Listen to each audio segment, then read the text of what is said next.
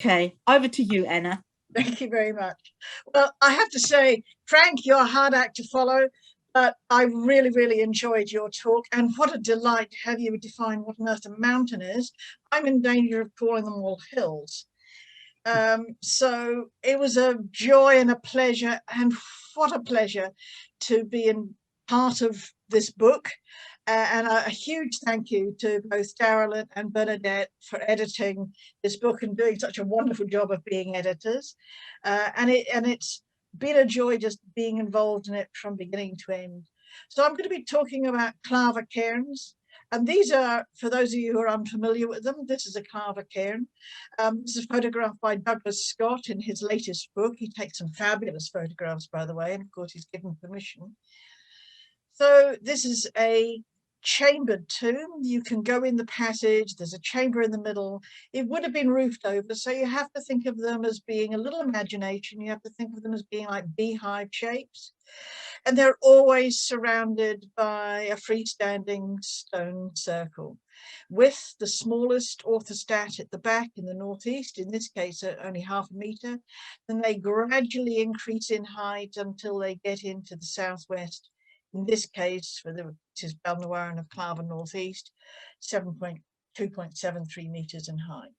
And that defines what a Clava cairn is. They all have that structural shape. They all have that orientation to northeast, southwest. And they're named after this particular valley where the best of them are. And Clava is Gaelic for good, and it means the stones are the good neighbours, and they actually mean the fairy folk. So we are going to be talking about fairy folk because they're named after them. Because that's only what we call them. We have no idea what the builders called them.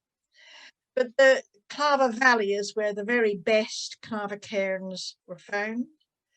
And they're all of every Clava cairn in existence on the whole of the planet fits into this small blue box here. And this is an image of that blue box. And just to give you an idea, because during my research, what I was doing is I was traveling along the rivers, I was traveling up and down, measuring everything, the horizon, the southerly horizon, just to get an idea of the territory, to get encompass, to understand how the territory felt to be. And to put it in context, I've included a couple of Neolithic cairns. They're the grey squares. Now there are a great many more of them. They're all the way up here. There's umpteen of those up there, and all over the north of Scotland and into the Hebridean Islands. But these are the only two that I visited, and they're 5,000 years old, or approximately. The Clava cairns are approximately 4,000 years old, and these are the ones that we've got left. These are the extant ones. They cluster around in the Clava Valley, of course, and they're all along the other river valleys. But there's none along here. This is a river valley which this digimap is too big to show you, but we'll see it in the next. There are these later on the Bronze Age cairns, 1,000 years younger, 3,000 years ago. There are these, the ones I practically fell over and therefore had to visit, are here in this diamond shape. But there are, of course, a great many more of them. The ones I didn't visit them all. I just visited these ones. There was one stone circle, and there are Pictish. There are many more Pictish symbol stones, but there are again 3 of them that I visited when I was surveying. I think the key thing that comes across here that you really need to understand is that this bit of road here, the A9, which takes you from the south into Inverness, was only built in 1923. This is really quite hilly. The Manali Mountains are quite unforgiving in their height.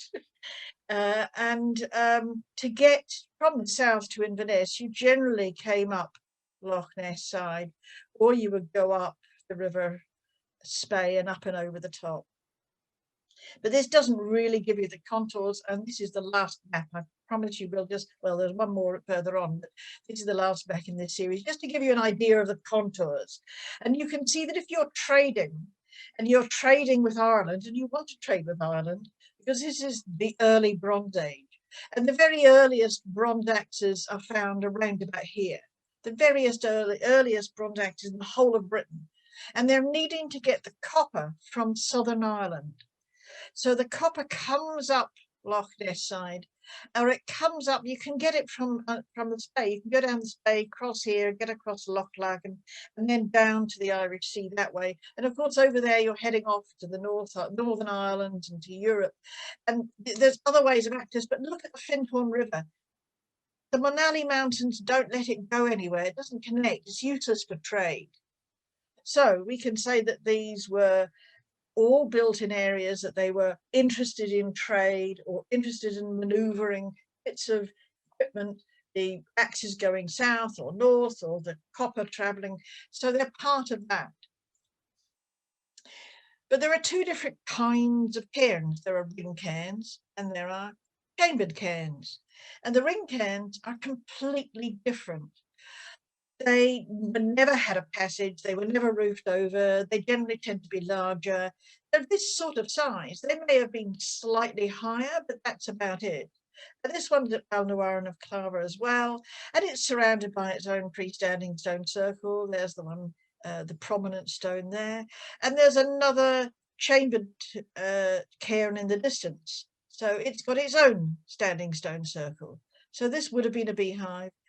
And what's really different, and what strikes you dramatically when you visit them, is that inside a ring cairn, there's plenty of room for lots of people. You can shout, you can be heard, you can see the sky, you can see everything. You're not away from the environment. But to get into the chambered cairns, well, the only one that's got the roof left on the lintels, you have to crawl through this passageway, which you can see here isn't very high. And I've crawled through this in rain, in snow, in bright sunshine, in all sorts of weather conditions, but it's quite a lengthy passage. And when they were being used by individuals, when you got in there, they would have all been roofed over. This would have been dark, very dark, very little light would penetrate. So they're playing with dark and light. At least we know that. So I'm 5'2". You can stand up inside them. You can tell from the corbelling. It would have been 6 foot. You could travel in there. So what we know also is that midwinter sunrise hits these two, the chambered cairns at Balnawaran of Clava, but there's a hill to the south, and there's a hill to the north, because it's in a valley. It's quite a tight little valley. And what happens is that the hill to the south prevents the midsummer sunrise being the exact opposite of midwinter sunset. So midwinter sunrise comes in slightly at angle, hits the back of here. There's a lot of quartz around there, comes along, and it lights up the ring cairn. So there's something about the ring cairn and light, and the chambered cairns and darkness in this particular place. It's not in all of them, but in this particular place. And if you think I'm weird to be thinking about shadows, this is Trevarthen's work. He looked at, this is the ring cairn again, looked at from above, and it's got these weird little rays. It is rather unique, and it's difficult to extrapolate from that. But this is that stone. And midwinter sunrise at midwinter, it will set a shadow all the way up to the curb edge. And then later in the day, it will hit that particular point. And then eventually, this is midwinter sunset. Shadow lasts along there. And if you look at these rays, so this is a sunrise ray. That one is, the equinoctial sunrise will hit this ray. And these two are lunar. That's the minor lunar limit, the moonrise and northern moonset. And that's southern moonset with the lunar limit. So these rays are associated with both the sun and the moon, and in many respects they might also have stellar connections. I don't want to get into all of those. I just wanted to point out that shadow and shadow play might actually play an important part. So then I thought, okay, I have to sort of explore with you, what on earth do we mean by sacred? Because this is, after all, the first in a whole series of talks. So I thought I ought to explore with you what we think of sacred. And I think of sacred far less as a dichotomy between the mundane and the sacred, because it's really much more of a spectrum. In fact, it might even be a continuum.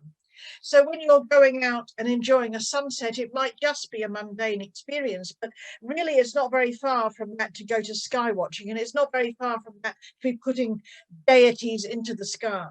And the same is true if you're interested in clan and family ties. And then not very far from that, you come along ancestral connection and burial practices.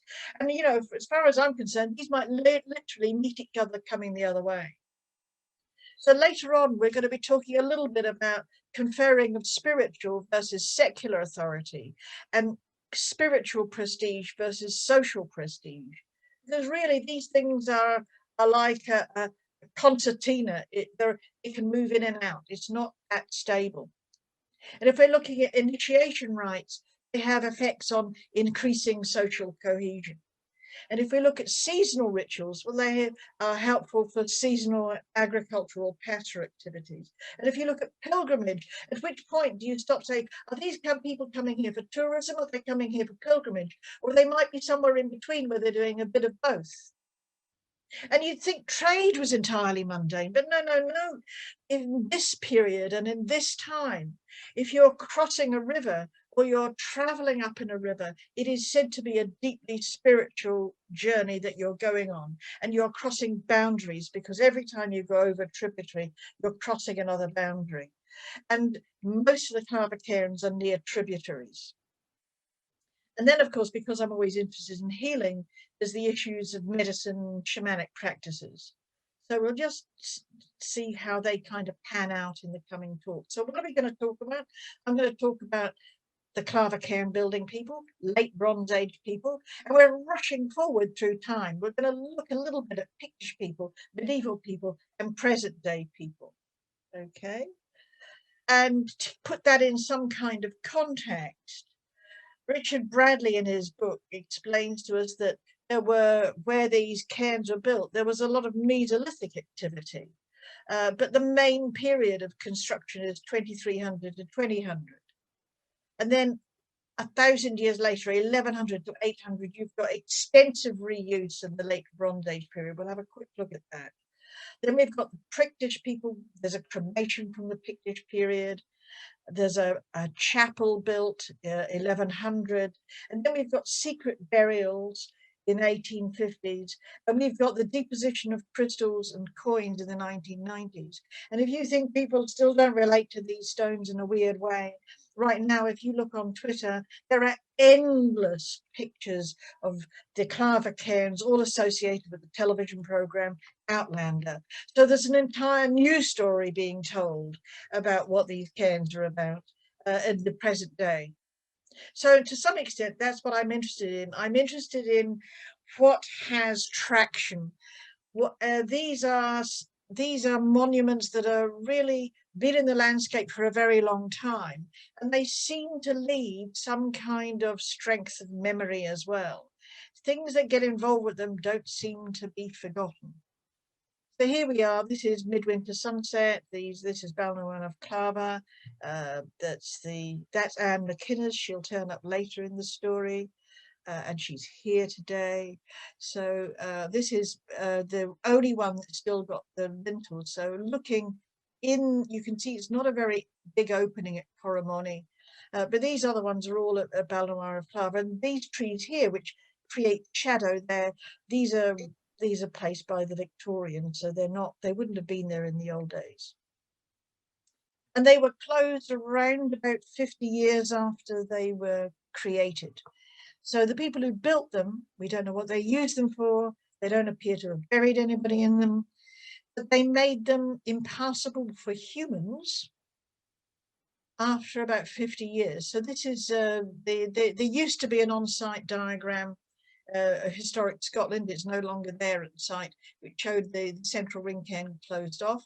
But you could, of course, have endless amounts of people meeting in the circle area. And this is a rough idea of how the passages were infilled, but they allowed light. So although they made these places inaccessible, or some parts of them inaccessible to humans, they left them open to light. So they're definitely playing with light and dark. And now I need to explain to you something that's relatively straightforward to me, but you might be unfamiliar to most of you. We all know that in the depth of winter, if you're traveling towards the sun, you get blinded through the depth of winter because the sun is so low on the horizon.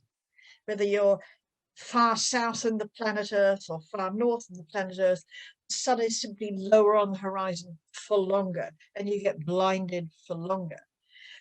And everyone knows that happens on an annual basis. But people are unfamiliar with the fact that the same thing happens with the moon, only it only happens once every 19 years. So if we had a nice flat horizon, the moon would rise, trundle up and down, and then set. Okay. So if I use that, you can see the moon would rise, trundle on very low and set.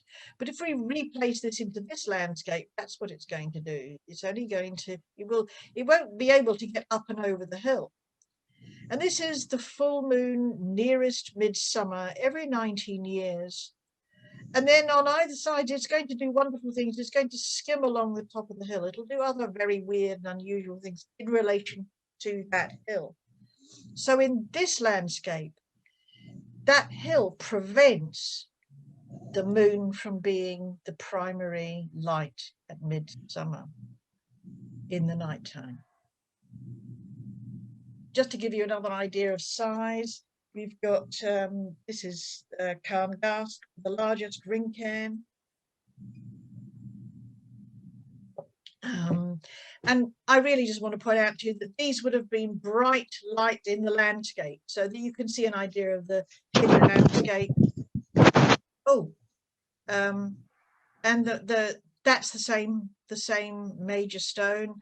They're covered in lichen. They're difficult to see now, but they would have been seen from a considerable distance.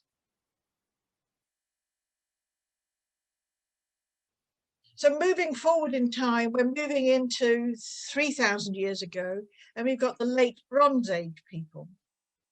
So they built these kind of cairns. This is a small curb cairn that's only about 1 meter across, that particular stone. And they lived in circular roundhouses. This one's in Aberdeenshire, and this is an image of that roundhouse. You can see here that it's on the Nosas website, but also it's from the Lairg project. So there's an artist impression of the kind of houses that people were living in at that time. And the thing about the late Bronze Age people, remember, there's a whole 1,000 years later, they buried their dead in the Clava cairns. Now, unfortunately, a lot of the Clava cairns were opened up in antiquarian times, and they didn't pay much attention to small pots with a few cremated bones in. So we don't actually have the body evidence from this. But luckily, when Stuart Piggott was doing Corrimony, nobody got down to the base level. And when he got there, there's this body stain. There's just a body stain which disappeared within a very short space of time, but they managed to draw it before it vanished altogether. It isn't just that the people of the late Bronze, they not only buried, and they buried individuals. There's a few cairns where there's 2 people buried, but mostly it's just individuals. But they must have had a different social structure, and they built their own cairns. They're smaller than Clava cairns generally, but they're all over the place. This is Tum Tylich. It's one of the very few unexcavated late Bronze Age cairns. So they didn't have to just bury the dead there, but they're doing something about creating a scenario where these cairns are associated with burial, and that's something that seems to last the test of time. Moving forward in time, we get to the Picts. So we're really in Pictish territory here. So there are a bunch of Pictish kingdoms, and they were around, certainly from around about 500 BCE, and the last Pictish king lost in battle to the Celts in 844. They certainly discussed for 200 years after that. And if you look at the DNA of people from around about here, they have about 10% Pictishness in them. So they really got subsumed into later populations, and we don't really know that much about the Picts either, but we know they left beautiful simple stones. Here, for instance, is the double disc and Z-rod, which you will find here. And I had to mention this Pictish stone here, which was found by my friend Anne McInnes, and it's very rare, let me tell you, to find a new Pictish symbol stone is an extremely rare event. It just doesn't happen that often. And so there's a whole 2-day conference about that. You can just look up the Scottish Society for Northern Studies, Google that, and it will give you a way to access that event. Or the NOSAS website will give you that as event as well, the North of Scotland Archaeology Society. But you'll notice several things about this. It has this Pictish symbols, it has a Celtic cross. Well, that's not unusual with the symbols at the top. These are either dogs or dragons. And of course, it was taken over by the Macaulays in 1796, who used it for gravestone heading. So there's something going on here. Driscoll talks about how the Picts would put their fortresses very close to Clava cairns, and he argued this was their attempt to claim some kind of ancestral authority. I'm not sure that's what the Macaulays are doing here. They're maybe just using the Christian symbol of the cross. But there's something going on about the continuation of burial, the need for that. But there's something else that the Picts left us with that has also stood the test of time. And that is the business of how you crown your kings. Now, traditionally, Hayman tells us that the Pictish kings were crowned at Greenwich, which is a ring cairn, and it unfortunately has a tree and a bush growing up in the middle. But they were crowned at Greenwich and were so for several hundred years. And that tradition of crowning over stone went from the Picts into the later Celtic royal traditions in Scotland. And you end up with this coronation stone, which is, this is a replica, the coronation stone, the stone of Scone is currently in Edinburgh Castle. And of course, every school child is told that the king had to sit bare-bottomed on the stone in order to make a sacred pact with the land to look after the land. I have no idea whether that's true or not. It's just something that school children remember, and it's very difficult to forget that once they've been told it. But it's certainly, the stone was taken by Edward I down into England, and the tradition lasts there, that the monarch is crowned over this stone of Scone.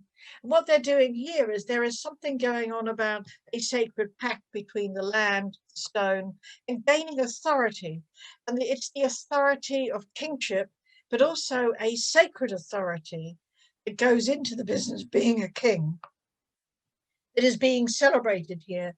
And it's something that has again stood the test of time from all the time of the Picts and their crowning at Greenwich cairn. There's an authority that is both secular and religious that has come down through this stone. And that says something about how we consider the stones in monuments in the landscape. So now I want to move on a little bit. We're going to move away from the Picts and we're going to have a look at this chapel. So this is the last map. Here are the 3 cairns that we looked at Balnawarin. There's the late Bronze Age little curb cairn that we saw before, and we're going to have a look at this chapel. And the chapel doesn't amount to very much. It doesn't look like very much, but it's right next to yet another Clava cairn. And what you can't tell from this picture, I'm afraid, is that underneath that grass, and you can see it, there are very, very large slabs of stone that have clearly been taken from a Clava cairn. And whether it was the one right next to it or whether there was one built here is anybody's guess. But certainly they're now using, this is 1100 when they built this chapel. It's only 1,000 years ago. We're moving into medieval times. But this chapel, which was dedicated to St. Brigid, was certainly right in use right up until the Reformation in the 1560s. And it is argued that it was almost certainly destroyed in the 1560s when there was a real tendency to rush around destroying ancient sort of chapels, little chapels like this. what there was in the hinterland of this chapel was really there were a group of people who used to live here right up until the 1850s. It's around about the 1850s. There was a township in this field. I can't tell you exactly where. It's underneath. The archaeological footprint is underneath the ground, but there certainly was a township here, and it would have looked approximately like this. It possibly didn't have the same structure of the roofs, but there would have been a handful of houses. There would have been a factor's house. There would have been a pond. There would have been somewhere to grow kale. Behind here, there's a barn. Over here, there's a place for storing grain and a whiskey distillery, and over here there's another building. But you can see it didn't amount to that many buildings. So townships didn't consist of, they're not really big enough to be called a village. They were here until, you know, the mid 1800s. And what we've got is Cosmo Wheeler's telling us that they would bury unbaptized babies at these ruined chapels. And certainly Anderson and Anderson found evidence of just such a burial at this particular chapel, but it would have happened right across Scotland. And really, if you're not that far from other people, but you're a long way away from a local minister, and if a baby is born dead, what do? You can't baptize them. They're not allowed into graveyards. So you do the next best thing. You put them in the next most sacred thing you've got. And the next most sacred thing they've got is this particular chapel, which of course was built either on, or it's certainly right next to, a Clava cairn. So we've got this continuation of burial all the way up into the late 1800s that really started way back with the early Bronze Age people. And now I want to do a little aside because I need to tell you a naughty story. This is about Alexander Stewart, and it's a fine tale to tell, but he is really about the division between secular activity and religious activity. And he was known as the Wolf of Badenoch. He was the third son of King David II, and he was a bad boy of Scottish history. He married Euphemia, who was the richest heiress in the entire country. She owned huge swathes of land, Morayshire, around Inverness, Easter Ross and Wester Ross. She certainly owned more land than any other person. And he married her, but unfortunately she didn't have any children. He went off and had certainly had a long-standing affair with somebody else, and possibly several other people, and several other bastard children by them. But really it was his rampaging about and stealing land from other people and general misbehavior that put her off him. So she decided that she wanted to get a divorce, which is not easy in the 1300s. And she approached Alexander Burr, the Bishop of Moray. So Alexander Stewart decided he had to dissuade Alexander Burr from going off to speak to the Pope and giving his wife a divorce. So he rampaged through Elgin and burnt down the cathedral, which you can see would not go down well with the Bishop of Moray. So the Bishop of Moray went off to, the Pope was in Avignon at the time, went off and managed to get a divorce for Euphemia, and she got all her land back. So she was perfectly happy. She got all her land back. And I know that, you know, Alexander Stewart, he managed to lose everything that he'd stolen one way or another. But his brother said to him he had to make peace with the bishop. And there wasn't anywhere where you could go to make peace. And what happened is that in order to make peace, they had to have a meeting. And Oram describes how they met at the Kingussie Clava cairn in 1380. And it may be that this is simply because this is neutral territory. It was neither secular nor religious. Or perhaps it had a separate authority that was beyond secular or religious, because we are talking about the two, you know, the bishop was the most religious authority of that part of the landscape. And of course, Alexander Stewart was the Judicar of Scotland. And we've got other people saying that quite often they used causewayed enclosures for this sort of thing, where they were both ceremonial or political.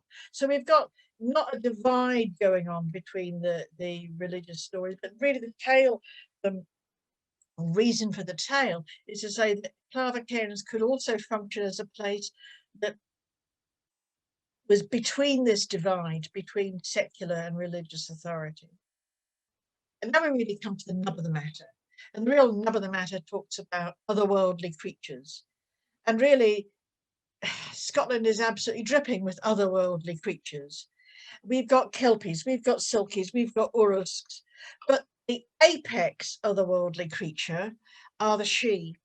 And the Sidhe can go anywhere and they can go anywhen. So there is something about space and time which is very much involved in how the Sidhe operate. And we know that there were legends about the Sidhe. They talked about Sidhe the processions. They were written down by Thomas the Rhymer in the 1200s, but they certainly go back as storytelling and as songs to the 600s of the Common Era. We're not going further back than that, but who knows when the oral tradition really started. So there's a long, long tradition about Sidhe processions. And the expert on the Sidhe in Scotland is Robert Kirk. Now, Robert Kirk was the son of the minister at Aberfoyle. He had a very good education. He went to Edinburgh University, and I think it was Leiden University in Europe, but he certainly went to Europe for 2 years of education. And he came back to Aberfoyle as a Renaissance educated man. And he became the minister at Aberfoyle.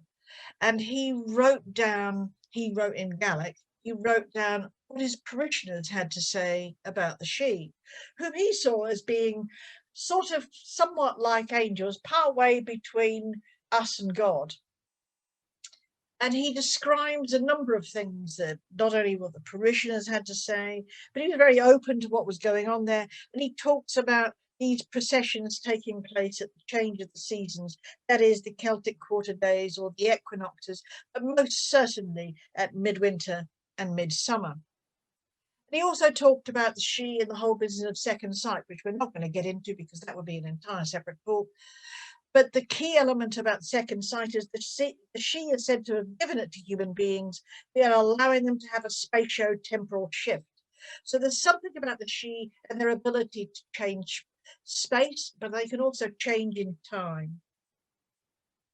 Now, Robert Kirk died rather suddenly on Doon Fairy Hill. This is Doon Fairy Hill. And his body is said to reside in the grave at the bottom of the hill, and his soul is said to reside in the oak tree on the hill, or it resides with the fairy folk. So I certainly went there with a bunch of students some years ago, and my friend Teresa Johnson went there with some of her students fairly recently, and she took this photograph where enterprising people, local people, are now selling clooties, biodegradable clooties, and they're saying to people not to put things that aren't biodegradable. For those of you who are unfamiliar with a clootie tree, and there are clootie wells, they're in Scotland as well. The idea is that if you're ill, you take a ribbon or some small item of biodegradable cloth and you tie it to the tree, and as it disintegrates, your illness goes away, or whatever's troubling you goes away, or the warp, or whatever it is. Sorry about that. But unfortunately, people haven't grasped this. So I remember when I was up at the Clootie Well, I was quite horrified to see a gigantic pair of dungarees and a whole sheet. And I thought, well, they're never going to disintegrate. So they're never going to get rid of their problems. But nowadays, we're trying to stop people doing that. And you know, it's another piece of enterprise. But these are just little things that you will find fairy houses on the way up. But while we're talking about the Sidhe, we need to come back to the Sheehan procession. And the Sheehan procession runs along the Sheehan Road. And this is the only Sheehan Road that I know of. There's a place called Sheehan Hillock. Well, that's a bit of a giveaway. It's the hill belonging to the Sidhe, obviously. And there's this road. And it's only just over 7 kilometres long. And it goes all the way to Little Erkeny. And the tradition was that at full moon, the fairy procession would pass between the tumulus and the cairn. And if you as a human being were to see the fairy procession, you could not help but be taken up by them and taken into their otherworldly location for a year and a day. And of course, the story is you would come back 100 years later, some other kind of weird time shift would take place. So I thought this was weird. I thought, okay, it's something to do with the moon. It's certainly got the full moon involved, but it just doesn't make sense. The Shean Hillock is a Neolithic tumulus. It's at least 800, if not 1,000 years older than Little Urkney, which is a early Bronze Age ring cairn. Well, we measured them anyway, because this is what you do when you're going out surveying things. And Little Urkney is orientated on midwinter sunset. And something really rather dramatic happens with the moon near its midsummer at Shean Hillock. It comes, instead of just rising and setting, it literally emerges out of a hill, runs along the top, and then sets. So there's something going on in terms of the way that you could see that moon. It does something quite different in relation to the hills. So this is all about journeys of empowerment. So people who encounter the She enter the cairns and then enter the hills, and they engage in some kind of time shift, which we know connects them with the celestial realm, because the sun is a year and the moon is a month. But it also works in reverse. The moon appears to empower the hills. The hills then have a sort of agency, which is conferred to the power to the cairns, and then from the cairns it comes to the people. And I'll try to illustrate that in this slide. This is Marienburg. The moon rises, it runs along the top of the hills and sets into the stone. So if there was no hill, it would rise here. It literally runs along the top of the hill and sets into that stone. So that if you were standing here, the cairn material is all missing from this particular cairn, you would be witnessing the moon coming out of the hills and setting into that stone. So there's something going on. Every single Clava cairn does something of that nature, except for the ones that are playing with shadow. So all of them are either midsummer light moon sites or midsummer shadow moon sites. So we saw this before. This is the shadow moon site at Balnawaran of Clava.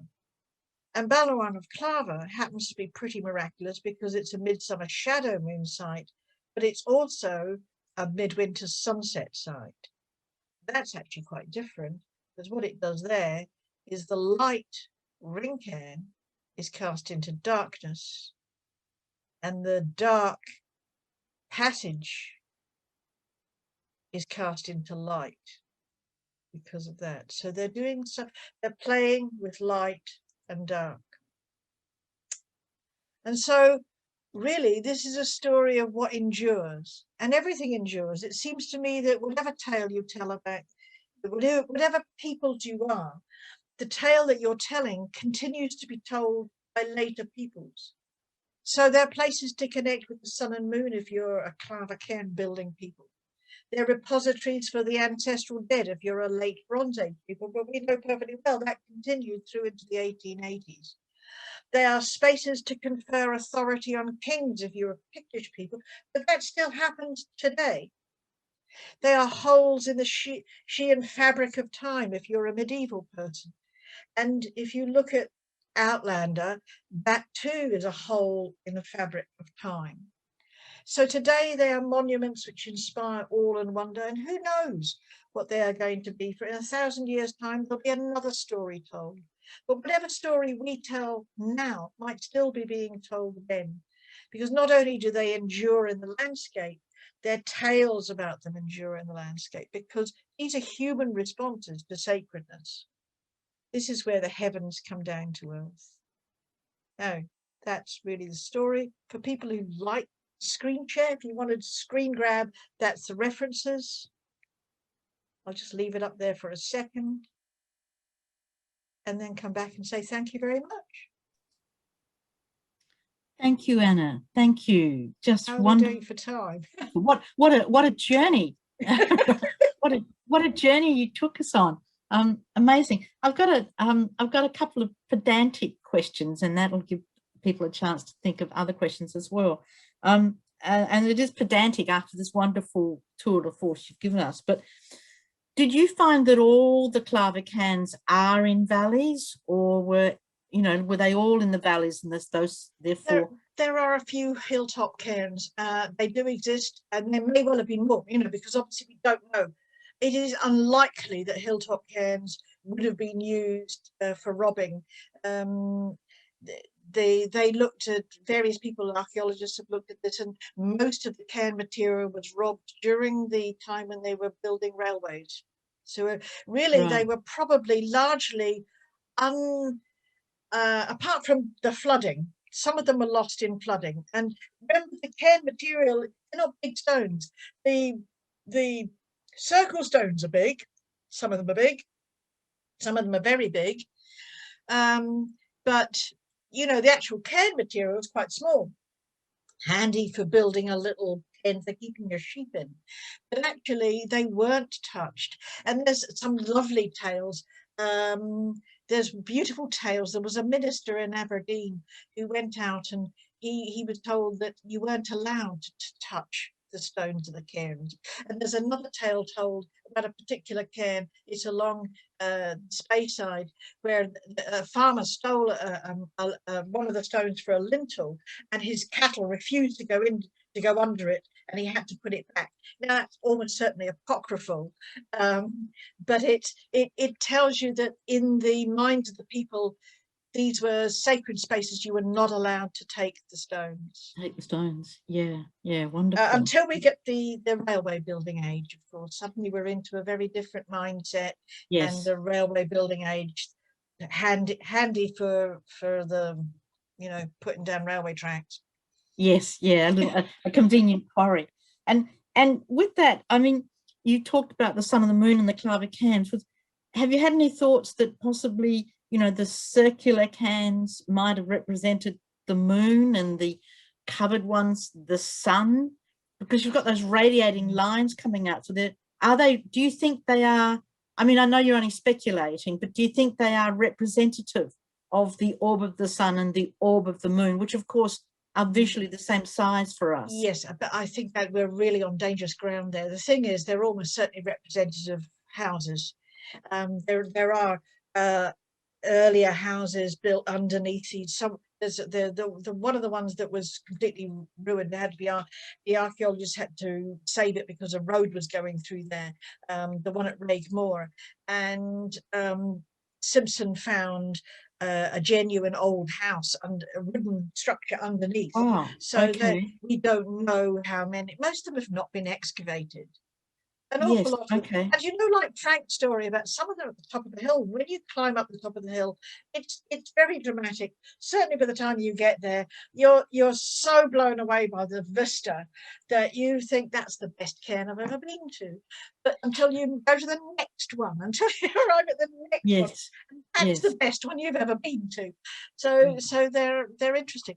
I think there are some higher up ones, and all of them seem to be in places where visibility is terribly important, and to do with trade routes, and they're not far from old drovers' routes, which probably, if you were taking cattle from A to B, this would have been true then as well as now. Right.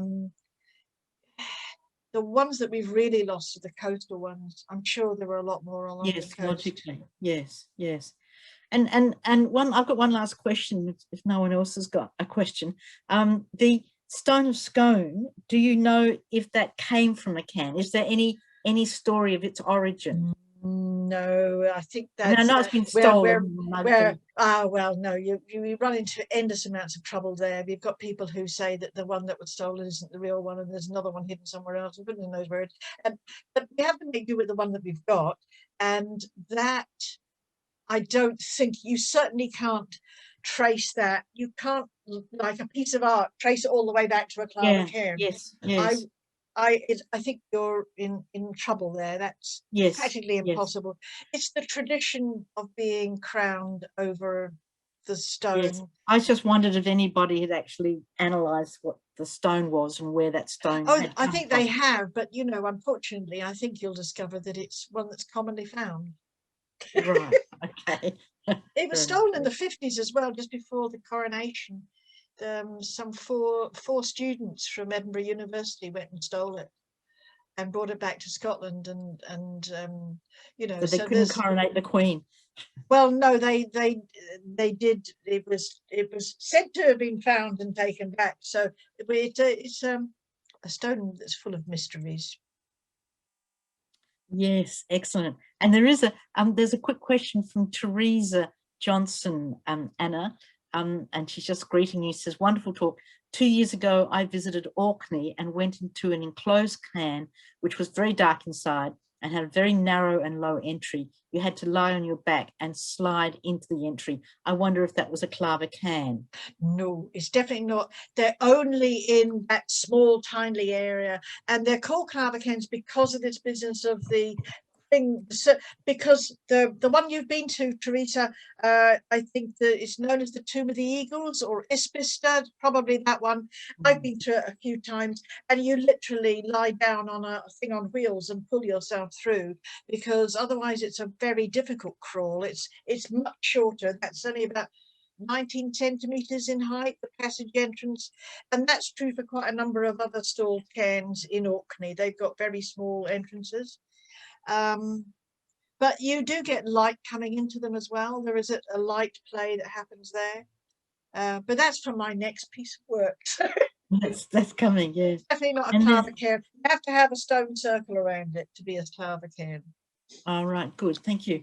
And John has a question. So John, if you'd like to put your microphone on and ask your question. Yeah, can you hear me? Yes. Okay, so thank you very much for that presentation. That was incredible. A nice departure from my working from home schedule. I was wondering if you, given the known qualities of these cultures to be archaeoastronomers, where they're essentially, you know, as you've indicated, are using these stone sites and these stone circles and cairns and all that for measuring the cosmos. If you'd looked into any of Martin Brennan's work or Dr. Martin Sweatman, who have been doing a lot of research in this area to show that the symbols on some of these stones might actually be, again, measures of cycles, of lunar cycles, solar cycles, movements of the cosmos, and that sort of thing. And Sweatman in particular has been decoding Pictish symbols to show that, in fact, it looks like it plugs into a larger code of the zodiacal procession of the equinoxes. I've certainly come across that, and I am familiar with that one, particularly about the Pictish symbol stones. It's a difficult area. Oh my God, it's you're opening up a Pandora's box there. I wouldn't go in that direction to save my life. You could be at that for 30 years and people still wouldn't believe you or understand you. So there's a lot to be gained and a lot to be lost. No, traditionally there's these were all studied by Somerville and the Toms, Tom and Tom went to each of these sites. They've all been surveyed in the past by archaeoastronomers of that sort, and we've got Aubrey Burl was the big cheese who went around Scotland going to all of these, and it's delight. He's a delight to read. He's beautiful to read. He's lovely. And so he pointed out, really, he's the one who said these are lunar rather than solar. But really the thing is that it's not that simple or tidy. It's a bit like, you know, Bernadette's question, where the round ones being moons or suns. And actually it doesn't even, you can't even tidily say that all the round circle ones, the ring cairns, they're all moon, and the passage graves are all the sun. No, you can't do that. It doesn't work. They're all orientated on the moon, and some of them are orientated on the sun, and some of them are in moon shadow and some of them in moonlight. So they're playing with the cosmos. They're definitely playing with the cosmos, but you know, the thing is that they're playing with the fact that the cosmos gets very low this far north. And you'd have to have higher mountains to be, you know, you go further south, nearer the equator, you just need taller mountains to have the same kind of interaction between the hill, the moon, and the people. In this case, we've got Cairns in the middle, but you could, you know, just have, I mean, Malville talks about Chimney Rock, where you've got the same lunar, the midsummer full moon, and the Pueblos, but they're quite high up where he is. Yeah, different The landscape. bases are quite high up. It's a different landscape, but he Yeah. gets the same phenomenon. So yes, you can get it elsewhere. It's just it hasn't been researched that much. But I agree with you. The whole business about the symbol marks, and then but it's a beautiful piece to research. If you want to go off and research that, please do. It just struck me. I looked at that. There's all kinds of symbol stones in Orkney, and they're impossible to sort of decipher either, and they're really difficult to see. And there's a few in the Bourne Valley. There's a few in the Bourne Valley. And there's several in the Bourne Valley. And I've been to those, and I think they're fabulous. And really, that you could, somebody needs to do the work on that. So yeah, if you want to do that. But it's also a minefield, because how do you explain symbols? I know that someone was explaining to me that the chevron shape happens if you take if you go through sensory deprivation, and if you're in a dark cave. And I personally, my decision about the Clava cairns, the actual chambered cairn, they're for initiation purposes. They are to take people into this dark space where you would have a different experience, and there are cup and ring marks inside. And what's more, they're just like the Boyne Valley, some of the symbol stones can't be seen from the real world. They're only visible from the invisible other side of the cairn. And so there's weird stuff like that going on. And I really do think they were used for initiation of various sorts. So Anna, we should wrap it up. Yeah, we've run out of time. Yes, yeah. Thank you. And thank you, John, for your question. Thank you, everybody. Darren, I'll pass back to you to wrap up the session and talk about next week, maybe. Yes, absolutely. If you've enjoyed this, we've got another 4 weeks of these presentations from the contributors to the book. Next week is John Cannon talking about Brent Tor, and really about his seeing this particular mountain or hill in the when he was very young, and it being a call to vocation and an exploration of that. And then I'm going to be talking about the idea of St. Francis of Assisi and the change of landscape and how it becomes sacred, and then it becomes a holder of something precious. So hopefully we'll see you there next week. And I'd just like to finish off by saying thank you, big thank you to Frank for his absolutely wonderful exploration of something that went way beyond what he was presenting in the book. And I really loved that. And the same with Anna. Anna, all of that, the whole historical layering and the palimpsest of the Clava cairns, just beautiful, and everything else that you were doing. So thank you both. Put our hands together. Yes, and if we can turn our Anna and Frank on and say thank you. Thanks, Anna. Thank you, Anna. Thank you. Bye, Anna. Bye, everybody. We'll see you. Hopefully, we'll see you all next week. Thank you. Okay. Bye-bye all. Bye-bye, everyone. Long forward.